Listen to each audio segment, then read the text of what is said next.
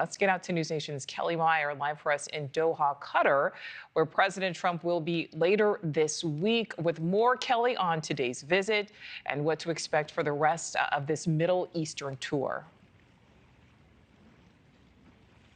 Yeah, already a lot of announcements coming out of this visit. His first major foreign trip of his second term to the Middle East, Saudi Arabia, his first stop, and we are here in Doha in Qatar. As you can see behind me, the American flag and the Qatari flag on the building as the city prepares for President Trump's visit tomorrow. Now, he just delivered this major speech on the first day of his tour here of the Middle East, and there were a lot of announcements in that address. First, I'm going to talk about what he said today about the U.S. investments, the announcement that he says is coming out of this trip. He's hoping to walk back and go back to Washington with $1 trillion in investment in the United States.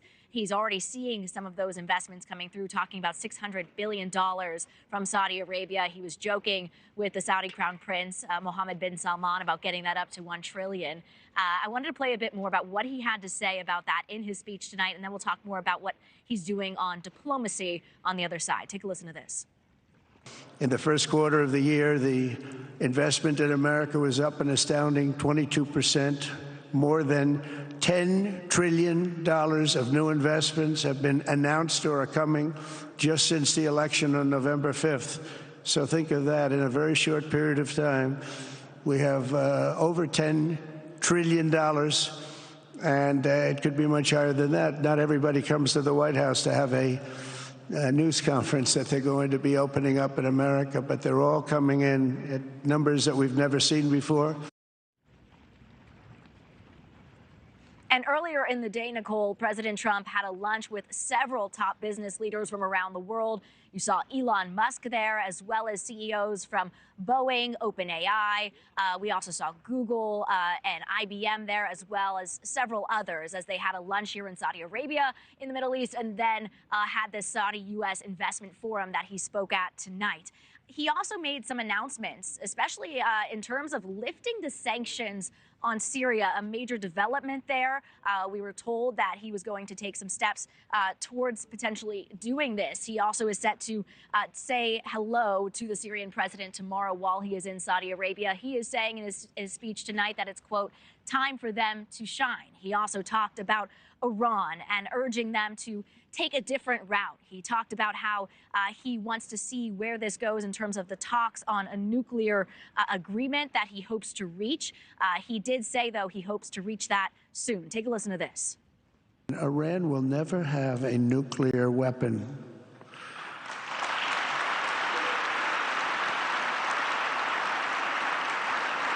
But with that said, Iran can have a much brighter future, but will never allow America and its allies to be threatened with terrorism or nuclear attack.